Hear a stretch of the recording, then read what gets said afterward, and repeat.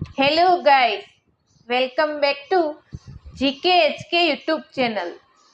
તો આજે આપણે આ વિડીયોમાં ગુજરાત સરકારની કેટલીક મહત્વપૂર્ણ યોજનાઓ વિશે માહિતી મેળવવાના છીએ। તો અંત સુધી આ વિડીયોમાં બની રહેશો। યોજનાનું નામ છે શ્રમયોગી માટે કૌશલ્યવર્ધન તાલીમ યોજના। આ યોજનાનો ઉદ્દેશ છે ઔદ્યોગિક ક્ષેત્રે જોડાયેલા શ્રમયોગીઓના કૌશલ્યમાં વધારો કરવાનો। 18 થી 50 વર્ષની ઉંમર ધરાવતા શ્રમયોગીઓને કૌશલ્યવર્ધન માટે વિવિધ ટ્રેડની ટૂંકા ગાળાની મફત તાલીમ આપવામાં આવે છે। તાલીમનો સમય 1 મહિનો। સ્ટાઇપેન્ડ દૈનિક ₹200। યોજનાનું નામ છે શ્રમયોગીઓના બાળકો માટે શૈક્ષણિક પુરસ્કાર યોજના। આ યોજનાનો ઉદ્દેશ્ય છે શ્રમયોગીઓના બાળકોને શિક્ષણમાં પ્રોત્સાહન આપવાનો। પાત્રતા: ધોરણ 10 અને 12ની બોર્ડની પરીક્ષામાં 70 કે તેથી વધુ પર્સન્ટાઇલે ઉત્તીર્ણ થયેલ વિદ્યાર્થીઓને પુરસ્કાર। ધોરણ 10 માટે ₹1000 અને ધોરણ 12 માટે ₹2000નો પુરસ્કાર દર વર્ષે અંદાજે 1000 વિદ્યાર્થીઓને લાભ આપવામાં આવે છે।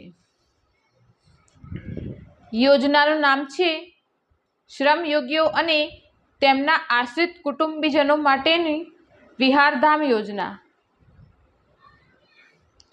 આ યોજનાનો ઉદ્દેશ્ય છે શ્રમયોગીઓ અને તેમના આશ્રિત કુટુંબીજનોને જોવાલાયક સ્થળોએ પ્રવાસ કરાવી ઉત્સાહ અને ઉલ્લાસમાં વધારો કરવાનો।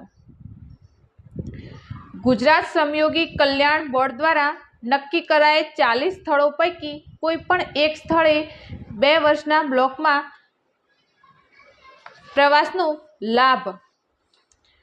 સહાય: પ્રવાસન સ્થળે જવા અને પરત આવવા થયેલ વાહન ભાડાની, એસટી કે રેલવે ભાડાની સહાય।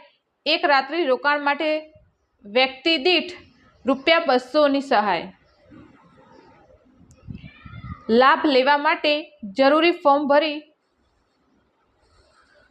પૂર્વ મંજૂરી લેવાની રહેશે।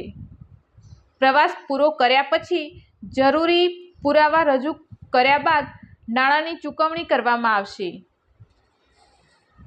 યોજનાનું નામ છે શ્રમયોગી વાંચનાલય યોજના।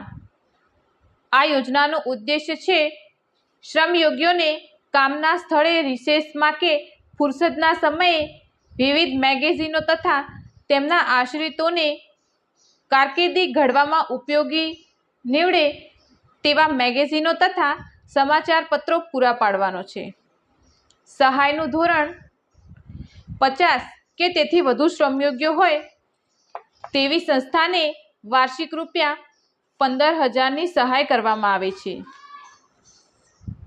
યોજનાનું નામ છે શ્રમયોગીઓ માટે જિમ્નેશિયમ સાધન સહાય યોજના। આ યોજનાનો ઉદ્દેશ્ય છે શ્રમયોગીઓના વ્યાયામમાં દ્વારા તંદુરસ્તી અને શારીરિક સૌષ્ઠવ જાળવવાનો છે। સહાયનું ધોરણ: 100 થી વધુ શ્રમયોગીઓ હોય તેવા કારખાનામાં ₹40,000ની સહાય। 200 કે વધુ શ્રમયોગીઓ હોય તેવા કારખાનામાં ₹60,000ની સહાય। 500 કે તેથી વધુ શ્રમયોગીઓ હોય તેવા કારખાનામાં ₹1,00,000ની સહાય। અમલીકરણ: ગુજરાત શ્રમયોગી કલ્યાણ બોર્ડ દ્વારા।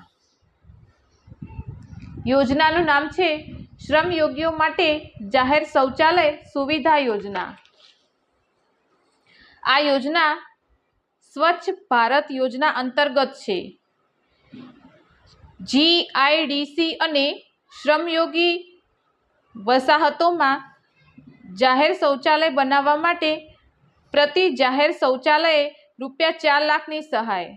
શૌચાલય માટે જમીન ફાળવણી અને તેની જાળવણીની જવાબદારી GIDC એસોસિએશનની છે.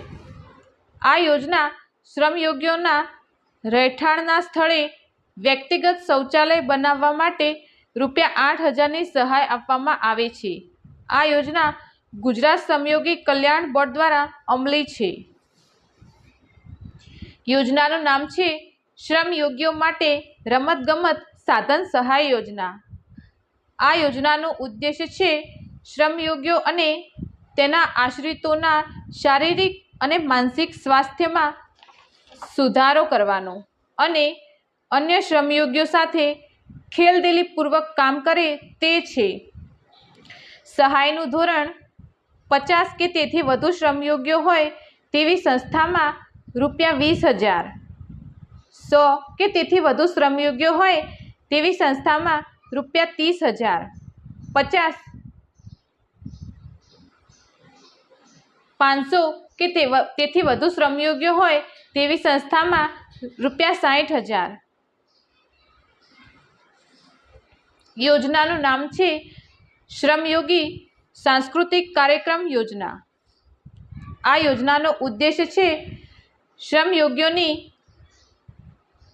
ઔદ્યોગિક કુશળતાની સાથે સાંસ્કૃતિક કલા બહાર લાવવાનો છે અને તેમનું મનોરંજન કરવાનું છે. સહાયનું ધોરણ 500 કે તેથી વધુ શ્રમયોગ્ય હોય તેવી સંસ્થામાં ₹5 લાખ સુધીની સહાય. યોજનાનું નામ છે શ્રમયોગીઓ માટે વિશિષ્ટ કાર્યક્રમ કે રમતગમત સ્પર્ધા માટે સહાય યોજના.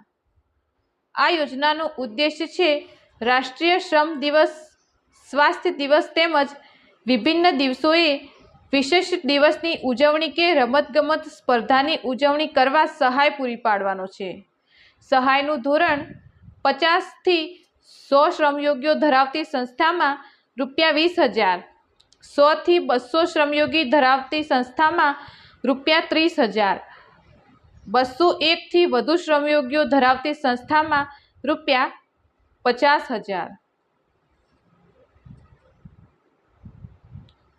યોજનાનું નામ છે જ્યોતિર્ગમન અકસ્માત વીમા યોજના. આ યોજના ગુજરાત રાજ્ય સહકારી બેંક લિમિટેડ દ્વારા ચલાવવામાં આવે છે. આ યોજનાનો લાભ ગુજરાત રાજ્યની સહકારી સંસ્થાઓ અને સહકારી બેંકોના તમામ સભ્યો અને ગ્રાહકો માટે સ્વૈચ્છિક રીતે ઉપલબ્ધ છે.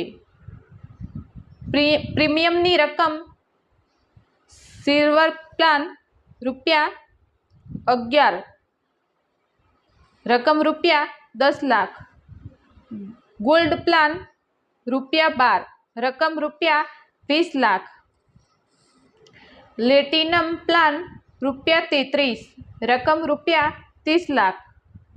અકસ્માત મૃત્યુના કિસ્સામાં 100% વીમાની રકમ બંને અંગો, બંને આંખ અથવા એક આંખ અને એક આંખના નુકસાનના કિસ્સામાં 100% અને એક અંગ અને એક આંખના નુકસાનના કિસ્સામાં વીમાની 50% રકમ મળવાપાત્ર છે.